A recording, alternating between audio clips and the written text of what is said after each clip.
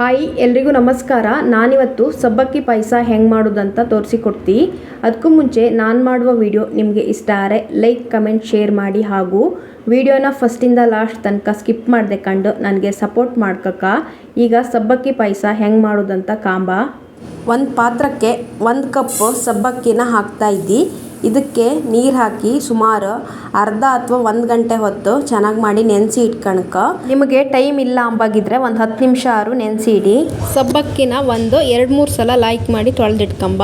ಒಂದು ಪಾತ್ರಕ್ಕೆ 4 ಲೋಟ ಅಪ್ಪಷ್ಟು ನಂದಿನಿ ಹಾಲನ್ನು ಹಾಕ್ತಾ ಇದ್ದಿ. ನಾನಿವತ್ತು ಸಬ್ಬಕ್ಕಿ ಪಾಯಸಕ್ಕೆ ನೀರನ್ನು ಹಾಕ್ತಾ ಇಲ್ಲ, ಹಾಗಾಗಿ ಹಾಲನ್ನೇ ಸ್ವಲ್ಪ ಜಾಸ್ತಿ ಹಾಕ್ತಾ ಇದ್ದಿ. ಇದನ್ನು ಚೆನ್ನಾಗಿ ಮಾಡಿ ಕೊಯ್ಸ್ಕೊಂಬ.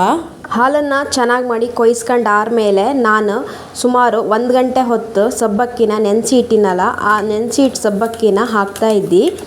ಸಬ್ಬಕ್ಕಿನ ಬೇಕಾದ್ರೆ ತುಪ್ಪದಾಗೆ ಹುರಿದು ಆಮೇಲೆ ಬೇಕಾದ್ರೂ ಹಾಲಾಗೆ ಬೇಯಿಸ್ಕೊಳ್ಳಕ್ಕ. ನಾನಿವತ್ತು ಡೈರೆಕ್ಟಾಗಿ ಹಾಲಾಗೆ ಬೇಯಿಸ್ತಾ ಇದ್ದಿ. ಇದನ್ನು ಲೈಕ್ ಮಾಡಿ ಮಿಕ್ಸ್ ಮಾಡ್ಕೊಂಡು 2-3 ನಿಮಿಷ ಚೆನ್ನಾಗಿ ಮಾಡಿ ಕೊಯ್ಸ್ಕೊಂಬ. ಸಬ್ಬಕ್ಕಿ ಸ್ವಲ್ಪ ಬೆಂದ ಮೇಲೆ ನಾನು 1 ಕಪ್ ಬೆಲ್ಲದ ಪುಡಿನ ಹಾಕ್ತಾ ಇದ್ದಿ. ಬೆಲ್ಲ ಬೇಡ ಅಂಬಾಗಿದ್ರೆ ನೀವು ಸಕ್ಕರೆ ಬೇಕಾದ್ರೂ ಯೂಸ್ ಮಾಡಿ. ಬೆಲ್ಲ ಹಾಕಿ ಆದ್ಮೇಲೆ ಒಂದ್ಸಲ ಲೈಕ್ ಮಾಡಿ ಸೌಟಾಗೆ ತಿರ್ಸ್ಕೊಂಬ. ಆಮೇಲೆ ಜಜ್ಜಿ ಇಟ್ಕೊಂಡ ಏಲಕ್ಕಿ ಮತ್ತು ಲವಂಗನ ಹಾಕ್ತಾ ಇದ್ದಿ. ಇದನ್ನ ಹಾಕೊಂಡಾದ್ಮೇಲೆ ಲೈಕ್ ಮಾಡಿ ಮಿಕ್ಸ್ ಮಾಡ್ಕೊಂಬ. ಸಬ್ಬಕ್ಕಿ ಪಾಯಸಕ್ಕೆ 2 ಚಮಚ ಅಪ್ಪಷ್ಟು ಬಾದಾಮಿ ಪುಡಿನ ಹಾಕ್ತಾ ಇದ್ದಿ. ಬಾದಾಮಿ ಪುಡಿ ಹಾಕಿ ಆದ್ಮೇಲೆ 2-3 ನಿಮಿಷ ಪಾಯಸನ ಲೈಕ್ ಮಾಡಿ ಕೊಯ್ಸ್ಕೊಂಬ. ಈಗ ಸಬ್ಬಕ್ಕಿ ಪಾಯಸ ರೆಡಿ ಆಯಿತು. ದ್ರಾಕ್ಷಿ ಮತ್ತು ಗೋಡಂಬಿನ ತುಪ್ಪದಾಗೆ ಫ್ರೈ ಮಾಡ್ಕೊಂಬ. 3 ಚಮಚ ಅಪ್ಪಷ್ಟು ತುಪ್ಪ ಹಾಕ್ತಾ ಇದ್ದಿ. 2 ಚಮಚ ಅಪ್ಪಷ್ಟು ಒಣ ದ್ರಾಕ್ಷಿ, 1 ಚಮಚ ಗೋಡಂಬಿ, 1 ಚಮಚ ಅಪ್ಪಷ್ಟು ಬಾದಾಮಿನ ಕಟ್ ಮಾಡಿ ಹಾಕ್ತಾ ಇದ್ದಿ. ಇದನ್ನು ಲೋ ಫ್ಲೇಮಾಗೆ ಸ್ವಲ್ಪ ಹೊತ್ತು ಚೆನ್ನಾಗಿ ಫ್ರೈ ಮಾಡ್ಕೊಂಬ.